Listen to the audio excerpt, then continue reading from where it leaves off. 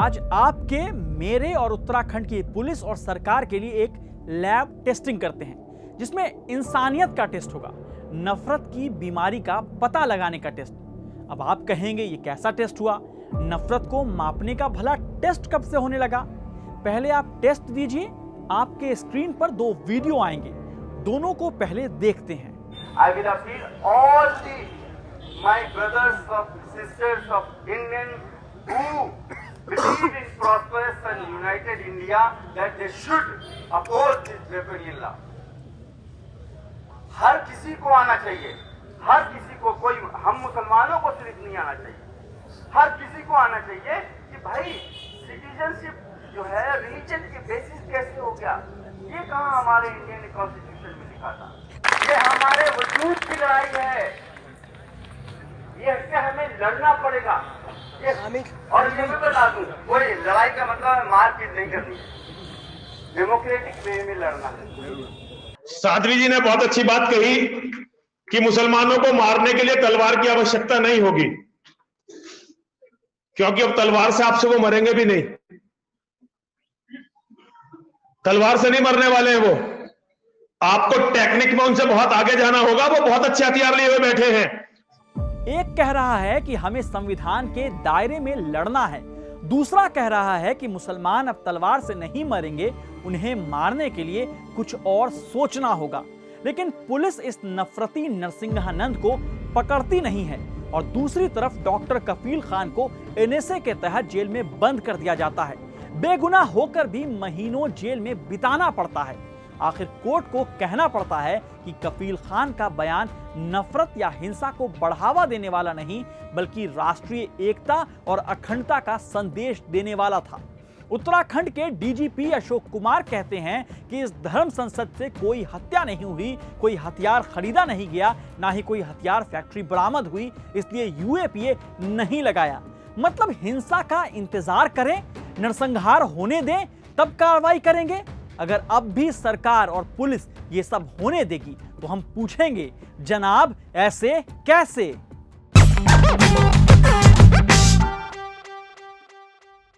दरअसल 17 से 19 दिसंबर 2021 तक उत्तराखंड के हरिद्वार में 3 दिवसीय अधर्म संसद का आयोजन हुआ। हां, अधर्म, जहां हेट स्पीच, भड़काऊ बयान, मुसलमानों को मारने, काटने, महात्मा गांधी को गाली देने और हिंदुओं से हथियार उठाने का आह्वान किया गया। इस कार्यक्रम में अन्नपूर्णा मां उर्फ पूजा शकुन, धर्मदास महाराज, आनंद स्वरूप महाराज, सागर सिंधुराज महाराज, स्वामी प्रेमानंद महाराज, बीजेपी नेता अश्विनी उपाध्याय, वसीम रिजवी उर्फ जितेंद्र त्यागी जैसे वक्ता थे। इस धर्म संसद में अखिल भारत हिंदू महासभा की राष्ट्रीय सचिव डॉक्टर अन्नपूर्णा भारती क्या कहती हैं, वो सुनिए। अगर हम सोलों के सैनिक बन गए और इनके 20 लाख भी मार दिया हमने, तो हम विजयी हैं, हम जेल में जाने को तैयार हैं। मतलब भारत के 20 लाख मुसलमानों को मार डालिए। इन लोगों ने जो कहा वो कहा, लेकिन सवाल है कि पुलिस ने क्या किया? बात बात पर यूएपीए और एनएसए लगाने वाली पुलिस क्यों इस बार कोई एक्शन नहीं ले रही? पुलिस क्यों कुछ नहीं कर रही? इसे समझना है तो ये वीडियो देखिए। आप दर्ज कर लीजिए, आप जांच कीजिए, उसके बाद जो समझ में दर्ज करके जांच ये दर्ज होने के बाद आपकी ओर से ये संदेश जाना चाहिए कि आप बायस्ड नहीं है, आप प्रशासनिक अधिकारी हैं, संवैधानिक हैं और आप सबके प्रति इक्वल न्याय करें। ये उम्मीद हम आपसे रखते हैं और आपकी सदैव जय हो।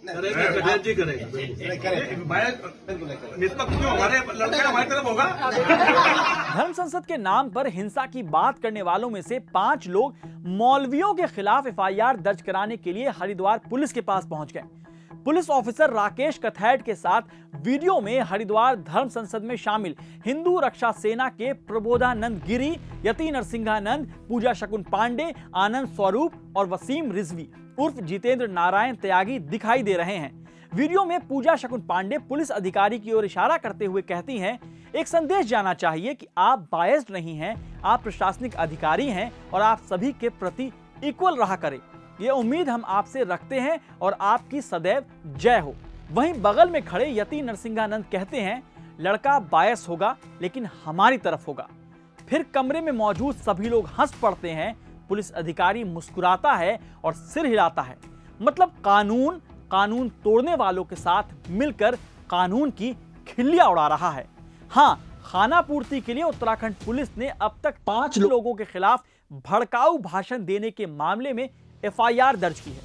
सबसे पहले पुलिस ने ताजा हिंदू बने वसीम रिजवी के खिलाफ एफआईआर दर्ज की। बाद में स्वामी धर्मदास और अन्नपूर्णा के नाम जोड़े गए हैं। अब जब उत्तराखंड पुलिस की किरकिरी हुई तो एफआईआर में सागर सिंधु महाराज और यति नरसिंहानंद का नाम भी जोड़ा गया। पुलिस ने सेक्शन 295A भी जोड़ा है। खबर है कि पुलिस ने इन लोगों को पूछताछ के लिए समन भेजा है, लेकिन कमाल है कि नफरत फैलाने वाले खुद चलकर पुलिस के पास आ गए, लेकिन मजाल है कि पुलिस इन्हें गिरफ्तार करे। एक बात और, पुलिस ने इस मामले पर खुद संज्ञान नहीं लिया है, बल्कि गुलबहार कुरैशी नाम के शख्स की शिकायत पर यह एफआईआर दर्ज किया है। ये वही उत्तराखंड पुलिस है जिसने इसी साल फरवरी के महीने में एक निर्देश जारी किया था कि पासपोर्ट के लिए पुलिस वेरिफिकेशन प्रोसेस के दौरान अप्लाई करने वालों के सोशल मीडिया व्यवहार की जांच होगी। वो पुलिस आज सभी सबूत सामने होने के बावजूद किसी को गिरफ्तार करने की हिम्मत नहीं कर रही है। अगर पुलिस इस नफरत फैलाने वाले और हिंसा के लिए ऐलान करने वाले के खिलाफ कार्रवाई करने के लिए कानून और धाराएं भूल गई हैं, तो हम बता देते हैं। 153A और 153B धर्म नस्ल के आधार पर विभिन्न समूहों के बीच शत्रुता को बढ़ावा देना। 295A धार्मिक भावनाओं को ठेस पहुंचाने के लिए दुर्भावपूर्ण काम। 505(1)B जनता के लिए भय का कारण, जहां किसी व्यक्ति को राज्य या सार्वजनिक शांति के खिलाफ अपराध करने के लिए प्रेरित किया जा सकता है। 124A 121A यानी राजद्रोह सेडिशन। उत्तराखंड पुलिस ही नहीं बल्कि दिल्ली से लेकर यूपी पुलिस भी ऐसे नफरती लोगों को बचाने में पीछे नहीं हटी है। नरसिंहानंद ने महिलाओं के बारे में भद्दी बातें की, खुलेआम बार बार मुसलमानों को मारने का ऐलान किया, लोगों से हथियार उठाने के लिए कहा, लेकिन कुछ नहीं हुआ। क्या यह अपराध नहीं है? अब सवाल उठता है कि पुलिस किसकी शह पर यह सब कर रही है। जब एक इंटरव्यू में उत्तराखंड के सीएम पुष्कर सिंह धामी से इस धर्म संसद के बारे में पूछा गया तो उन्होंने कहा कि उन्हें तो कुछ पता ही नहीं, यह तो प्राइवेट कार्यक्रम था। सोचिए, जिस केस में उनकी पुलिस मामला दर्ज कर चुकी है उसके बारे में उन्हें पता ही नहीं। माना कि बीजेपी शासित राज्य दिल्ली से चलते हैं, लेकिन इतनी बेखबरी अविश्वसनीय है। रायपुर में एक और अधर्म संसद हुआ। खुद को संत बताने वाले किसी कालीचरण ने राष्ट्रपिता महात्मा गांधी को गालियां दी, हत्यारे गॉडसे को हीरो बताया। जब छत्तीसगढ़ पुलिस ने उन्हें मध्य प्रदेश में जाकर गिरफ्तार किया तो एमपी के गृह मंत्री नरोत्तम मिश्रा ऐसे व्यक्ति की गिरफ्तारी पर खुशी जताने की बजाय छत्तीसगढ़ पुलिस के तौर तरीके पर सवाल उठाने लगे। केंद्रीय मंत्री गिरिराज सिंह ने छत्तीसगढ़ सरकार को नसीहत दी कि इतनी फुर्ती नक्सल समस्या पर दिखाते तो अच्छा होगा। चूंकि मामला बापू का है तो बीजेपी के नेता खुलकर नहीं बोल रहे, लेकिन दिल की बात जुबां पर आ ही जा रही है। ऐसी शह का नतीजा देखिए कि जिस हरिद्वार में नरसिंहानंद कत्लेआम की अपील कर रहा है, वहीं खड़ा होकर कालीचरण की गिरफ्तारी को और गांधी को कोसने लगा। आप खुद फैसला कीजिए, नफरत के टेस्ट में पुलिस और आप कहां खड़े हैं? जिसकी जगह सलाखों के पीछे होनी चाहिए, अगर वो खुलेआम घूमेगा, कत्लेआम की बात करेगा और पुलिस संविधान और कानून को भूल जाएगी, तो हम पूछेंगे जरूर, जनाब ऐसे कैसे?